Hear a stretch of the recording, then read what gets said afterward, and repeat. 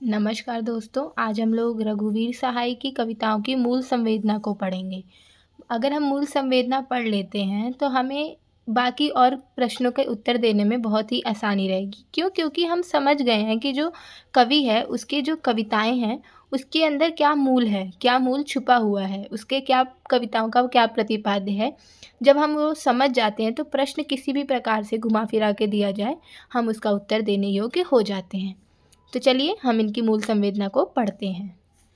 रघुवीर सहाय प्रगतिशील काव्यधारा नई कविता के प्रतिनिधि कवि हैं। उनकी कविताओं का मूल स्वर यथार्थ का है, जो मूल रूप से आज़ादी के बाद का भारत का यथार्थ है। मतलब जो रघुवीर सहाय हैं वो प्रगतिशील काव्यधारा के जो नई कविता के प्रतिनिधि कवि थे। जो उनकी कविताएं हैं उसमें मूल जो स्वर है वो यथार्थ है। यथार्थ मतलब सच है। और वो सच क्या है? वो सच जो दिखा रहे हैं वो आज़ादी के बाद के भारत का सच दिखा रहे हैं। आज़ादी के बाद का भारत का सच मतलब उस समय का जो सच था वो ये था कि हमारे जो देशवासी थे, जो भारतीय देशवासी थे, उन्होंने आज़ादी में इतना संघर्ष किया। किस लिए किया? कि ये जब अंग्रेज़ चले जाएंगे तो जब हमारे देश के लोग हमारे शासन के अधिकारी हो जाएंगे, वो शासन करता रहेंगे, तो हमारा देश विकास करेगा। हमारे ऊपर जो ये भिन्न-भिन्न प्रकार की अत्याचार होते हैं ये सब बंद हो जाएगा। गरीबी, भूखमरी, बेरोज़गारी जैसी चीज़ें ख़त्म हो जाएंगी। परंतु ऐसा कुछ भी नहीं हुआ था। आज़ादी के बाद की जो राज सत्ता थी, जो राज सरकार थी, उन्होंने आम जनता के सारे सपनों पे पानी फेर दिया था। उसी यथार्थ को रघुवीर सहाय ने अपनी कविताओं के माध्यम से प्रस्तुत किया है। रघुवीर सहाय की कविताएं अपने समय, समाज, राजनीति तथा परिवेश के तनाव की निश्चल अभिव्यक्ति है। उनकी कविता ना तो अनुकरण और ना किसी लीक पर चली है। वे सत्ता की राजनीति, नेताओं के छल छद्म, भ्रष्टाचार को प्रकट करने वाली कविताएं हैं। मतलब कि हमने क्या अभी देखा?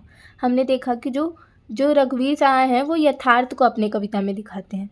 वो यथार्थ क्या था? जो रघुवीर सहाय थे उन्होंने जो सत्ता में जो राजनीति हो रही थी, जो नेताएं छल कपट कर रहे थे, जो उनके अंदर भ्रष्टाचार था, इन सब को वो प्रकट करने वाले कवि बने रहे। उन्होंने उन सब चीज़ों को एकदम खुल के बताया, उन सब चीज़ों पे एकदम खुल के व्यंग किया, कटाक्ष किया। जो चीज़ें बाकी साहित्यकार छुपा रहे थे, जो चीज़ें सरकार आम जनता से वंचित कर रही थी। आगे देखते हैं। सठोत्री हिंदी कविता के दौर में सहाय जी की कविताओं में राजनीतिक, सामाजिक स्थितियों, कार्यों, परिणतियों, दृष्टिकोणों, विचारों को प्रत्यक्ष या अप्रत्यक्ष रूप से आधार बनाकर उनके भीतर से व्यक्ति, समुदाय और देश की संभवतः पूरे युग की आत्मा को पहचानने का काव्य प्रयास है। मतलब कि जो रघुवीर सहाय हैं उनकी जो कविताएं हैं उसमें उन्होंने राजनीति की चीज़ें, सामाजिक स्थितियाँ जो थी, जो उस समय के जो व्यापक दृष्टिकोण था, जो विचारों का प्रत्यक्ष या अप्रत्यक्ष रूप बन रहा था, उन सब चीज़ों को उन्होंने अपनी कविता में प्रस्तुत किया है। उनकी कविता उनके प्रवेश की उपज है। उन्होंने जीवन, समाज, राजनीति आदि सभी को अपनी खुली आँखों से देखा, कठोर यथार्थ को अनुभव किया और वही कुछ अपनी कविताओं में व्यक्त किया। मतलब जो रघुवीर सहाय थे उन्होंने उस जीवन को, समाज को, राजनीति को, सब चीज़ों को यथार्थ रूप से देखा और उन्हीं चीज़ों को कठोर यथार्थ जो एकदम कठोर यथार्थ था, क्योंकि लोग क्या थे, लोगों ने अपने घर से अपने बेटे, अपने बड़ों को भेजा अपनी आज़ादी के लिए लड़ने के लिए। कितने लोगों ने अपने जान न्यौछावर की। किस लिए किया ये सब? कि अंग्रेज़ चले जाएंगे तो हमारे भारत में खुशहाली आएगी, जो हमारे ऊपर अत्याचार हो रहा है वो सब ख़त्म हो जाएगा। परंतु उस समय क्या हुआ? आज़ादी के बाद क्या मिला लोगों को? बस निराशा, निराशा हाथ लगी। उसी सब चीज़ों को, उसी कठोर यथार्थ को अनुभव किया है रघुवीर सहाय ने और अपनी कविताओं में एकदम खुल के व्यक्त कर दिया है। रघुवीर सहाय का काव्य सृजन हिंदी काव्यधारा में अपना एक विशिष्ट स्थान रखता है। अज्ञे द्वारा संपादित दूसरा तार सप्तक के काव्य क्षेत्र अत्यंत विशाल एवं विस्तृत हैं। एक तरफ जहाँ रघुवीर सहाय सामाजिक विषय में सामाजिक मूल्यों, मानवीय मूल्यों एवं राजनीतिक भ्रष्टाचार के प्रति घृणा और आक्रोश जाहिर करते हैं, वहीं दूसरी तरफ उनका मन प्राकृतिक सौंदर्य को देखकर मंत्रमुग्ध हो उठता है। मतलब कि दूसरा सप्तक जो था उसमें ये एक कवि थे, जो 7-7 कवियों का तार सप्तक बना था, उसमें जो दूसरा सप्तक आया था उसमें रघुवीर सहाय ने अपनी भूमिका निभाई थी और उन्होंने सामाजिक मूल्यों, मानवीय मूल्यों एवं राजनीतिक भ्रष्टाचार के प्रति जो घृणा और आक्रोश दिखाया था, उसी के साथ साथ वो प्राकृतिक सौंदर्य को भी देखकर एकदम मंत्रमुग्ध हो जाते थे। ये उनके काव्य की मेन चीज़ है कि उन्होंने ये सब चीज़ें भी दिखाई हैं और साथ ही साथ सौंदर्य का भी चित्रण किया है। आगे देखते हैं। रघुवीर सहाय की कविताएं सामाजिक दायित्वों के प्रति प्रतिबद्ध हैं, जिसमें कि समाज के समस्त घात प्रतिघात प्रतिबिंबित हैं। समाज के सभी हलचलों को रघुवीर सहाय की रचनाओं में स्पष्ट रूप से देखा जा सकता है। एक नागरिक के उत्तरदायित्व की भावना से ओतप्रोत होकर रघुवीर सहाय ने अपने काव्य सृजन किया है। मतलब कि आप देख सकते हैं कि रघुवीर सहाय की जो कविताएं हैं उसमें सामाजिक दायित्व हमें दिखता है कि जो रघुवीर सहाय हैं वो सामाजिक दायित्वों के प्रति प्रतिबद्ध हैं, मतलब उनसे जुड़े हुए हैं, उस पर एक तरीके से डिपेंड है कि मुझे मेरे दायित्वों को पूर्ण करना है, जिसमें वो समाज के समस्त घात प्रतिघात को दिखा रहे हैं। मतलब समाज में जो घटित हो रहा है उस सब को खुले रूप से दिखाने की कोशिश कर रहे हैं और ये सही अर्थों में सच भी है। अगर आप एक साहित्यकार हैं, आप साहित्य की श्रेणी में हैं, तो आपको अपने साहित्य में केवल मनोरंजन या फिर प्रेम और सौंदर्य ही नहीं रखना चाहिए। आपके आसपास जो घटित हो रहा है उसको यथार्थ रूप से निडर भावना से लोगों तक पहुंचाने की चेष्टा रखनी चाहिए, जो कि रघुवीर सहाय ने भली भांति पूर्ण किया। डॉक्टर राकेश के अनुसार रघुवीर सहाय की कविता में वास्तविकता का दबाव अधिक है। वे जीवन और समाज की वास्तविकता स्थितियों के बीच अपना आकार बनाती हैं। कवि जीवन के हर कोने से विषय वस्तु को ग्रहण करता है। ये राकेश के कथन हैं जो रघुवीर सहाय के लिए कहा गया है। सत्ता और राजनीति से भी उनकी कविता परहेज नहीं करती। सत्ता और राजनीति के गंदे खेल से वह जनता को आगाह करती है। व्यवस्था की विडंबनाओं से तड़पती मानवीयता आक्रोश जगाती है।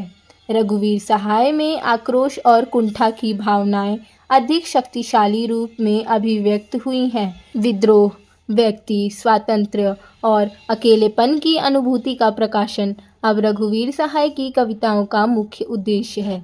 मतलब कि रघुवीर सहाय ने जहाँ एक तरफ सामाजिक चीज़ों को सामाजिक चित्रण किया है बहुत ही यथार्थ रूप से, वहीं पर राजनीतिक सत्ता को भी बहुत ही जड़ता से उस राजनीति जो हो रही थी, जो गंदी राजनीति हो रही थी, उसके दलदल में घुसकर उन्होंने एक एक चीज़ को स्पष्ट रूप से अपनी कविताओं में अपने साहित्य के माध्यम से जनता तक प्रस्तुत किया है।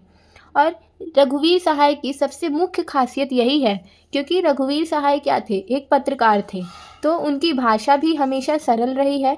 ऐसी भाषा रही है कि वो एक खबर के माध्यम से लोगों तक उस गंदगी को, उस राजनीतिक सत्ता की जो गंदगी है उसको पहुंचा रहे थे।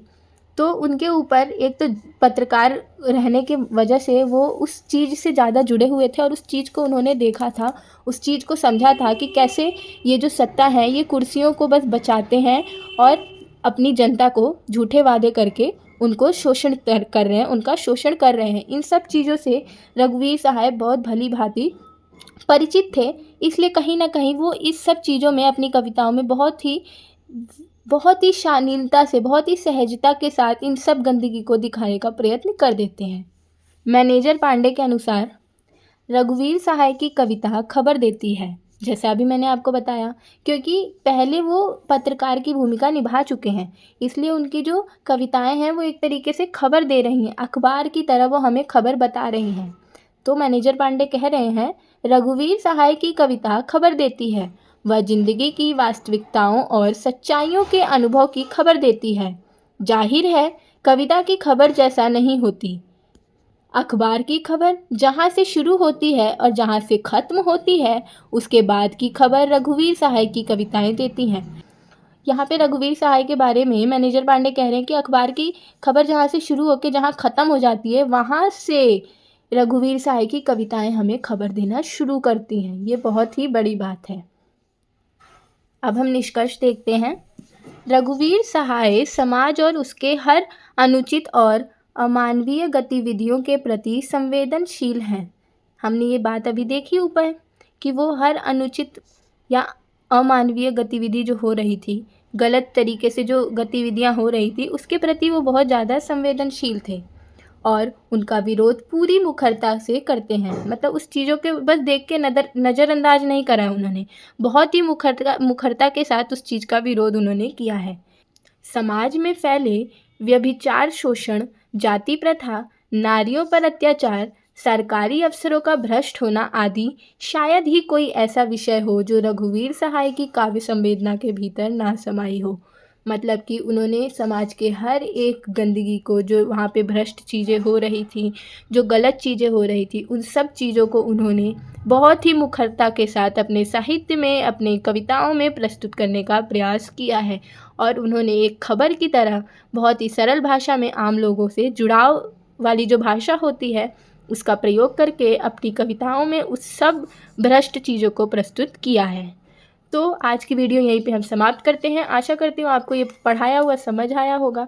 बहुत ही सरल तरीके से मैंने रघुवीर सहाय की कविताओं की जो मूल संवेदना है उसको बताने का प्रयत्न किया है। आशा करती हूँ वीडियो अच्छी लगी हो। तो वीडियो को लाइक करें, चैनल को सब्सक्राइब करें। मिलते हैं अगली वीडियो के साथ। धन्यवाद।